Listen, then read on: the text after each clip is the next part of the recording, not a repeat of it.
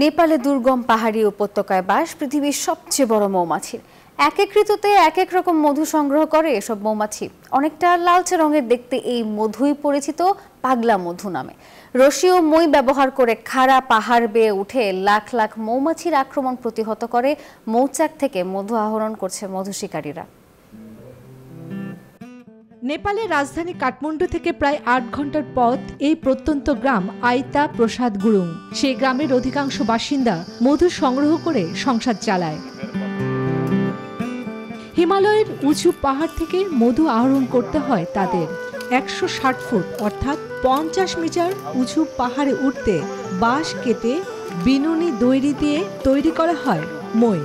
মৌমাছির হুল থেকে নিজেদের রক্ষায় মুখের চারপাশে আটকানো হয় জাল দিয়ে তৈরি এক ধরনের মুখোশ। নিচে জ্বলতে থাকা আগুনের ধোঁয়ায় মৌমাছিদের তাড়ানোর পর পাহাড়ের মাঝে মধুর চাক কেটে নিচে ফেলা হয়। আমাকে দড়ি দিয়ে উঠতে ও নামতে হবে, এতে পড়ে যাওয়ার আশঙ্কা থাকলেও মধু বিক্রি করে আয় করি আমরা। চলতি বছর সময় মতো বৃষ্টিপাত না হওয়ায় গাছপালা কেটে ফেলায় মৌমাছির চাক তৈরি হয়নি। বংশ পরম্পরায় মধু সংগ্রহের আয় থেকে সংসার চলছে, তবে এবার আয় নেই। আগে আমাদের এত ছোট গাছও কাটতে দিতেন না পূর্বপুরুষরা। গাছ কাটলে মৌমাছি আসে না।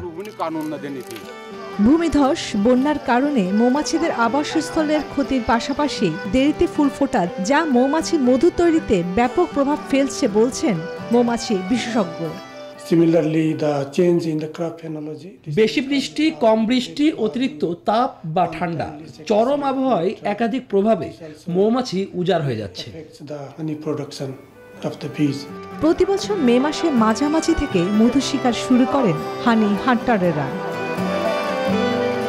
চন্দ্রানী চন্দ্রা, নিউজ 24।